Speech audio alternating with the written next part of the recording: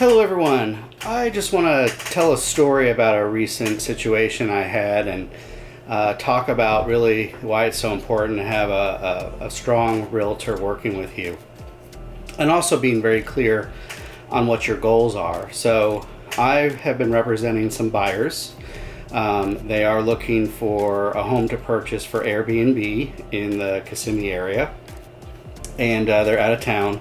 They're experienced Airbnb owners, owning at least two other properties that are pretty successful. And so we went around looking at homes a couple weeks ago, and I actually learned quite a bit from them, just from the standpoint of what they were looking for in an Airbnb, some things that I really necessarily hadn't thought about. And I'm always trying to learn from every situation that I have. Anyway, we looked at a lot of homes. This person is a very numbers oriented, my buyer is. And so we did a lot of analytics and all, and ultimately decided to put an offer in on a home. Now, this home that we looked at actually had just been taken off the market temporarily for the sellers to move out. They were using this home as their primary residence. It's a home located in Reunion. But I was able to get my buyers in because they were only here for a week, and I explained to the listing agent that they were only here for a short time, and so if the sellers were, potentially interested in getting an offer, my clients would need to see it when they had the opportunity. And so fortunately, the home was available for us to see right after the sellers moved out. And my clients liked the home. They spent a week or two running some numbers. The home had been listed before it took it off. They took it off the market.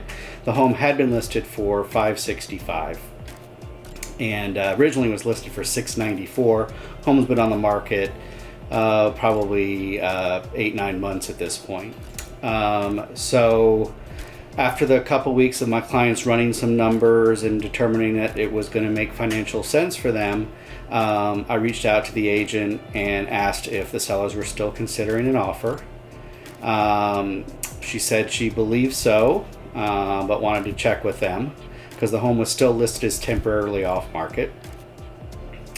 Listing agent got back to me and said yes, but just to be sure, they were thinking of renting the home out full time, but just to be sure it's worth their time, what were your clients going to offer? I shared with her my clients were going to offer $540,000.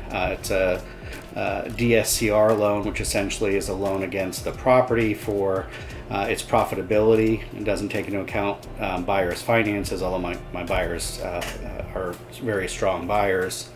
And she said, okay, let me run it by my sellers, and we'll get back to you.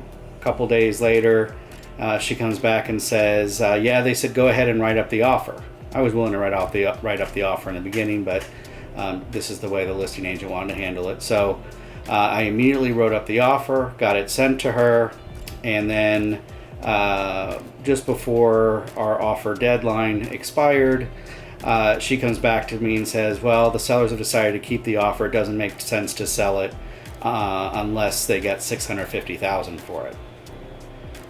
I'm honestly sitting there flabbergasted because the home had been listed for $565. My clients were willing to negotiate, but the home had been on the market a long time, so clearly it wasn't selling at $565, so we felt like we could get it for a little less than that. My questions are, number one, if you really needed $650 out of it, then why was the home listed for $565 right before it was taken off the market? That doesn't make any sense. If you know your bottom line is $650, then that's as low as you can go. And as a listing agent, I list a lot of homes. I always know what my seller's bottom line is, and what their goals are, and I wouldn't ask them to lower the price below what their bottom line is, and if there is a true bottom line, because it just doesn't make sense. And so I'm not really sure why this home was listed at $565. So that's sort of my first question. My second question is, we told you what the offer was going to be beforehand, and your sellers said, write it up. If they weren't going to consider the offer, why have us write it up? Just say, no, you know what, it doesn't make sense. We really need $650. That would have saved myself and my buyers a bunch of time and paperwork and all of that we didn't need to do. So what changed between when the listing agent talked to them about our offer of 540 and then us actually submitting the offer for 540? I don't know. It was only a couple days. I can't imagine anything drastic happened in that time. So I don't understand that. What it says to me ultimately, and actually what it caused is my buyers to question whether or not the offer was ever shared with the seller. We've asked for a rejection in writing. I don't know if we're going to get it because it's not required, but but what it says to me is either the listing agent wasn't aware of what her client's goals were, or maybe the seller wasn't clear on what their goals were. There's clear miscommunication issues, and in the end it left me and my buyers pretty frustrated. It's real important that you're open. If you're listing a home, if you're going to sell your home, it's real important that you're open and honest with your realtor about what your goals are and what your bottom line is, so that we're not asking you to do something that's below your bottom line. Now, obviously, things change, and you may decide as the home's been on the market longer, and in this market, that's going to happen sometimes. Your goals may change, and you may decide you can take less, and that's fine. But you got to communicate that with your agent as well. And your agent should likewise be communicating with you what the market's doing and how that might impact the price you're able to get for your home. The Davenport-Kissimmee area is actually in a buyer's market right now, a lot of it anyway. And so the price that they maybe want in their head may not be a price they're going to be able to get in this market, in which case it makes sense to sell. But again, why were you listed at 565? It just sets everyone else up for frustration. So real important, if you're a seller, have a good discussion with your agent about what your goals are.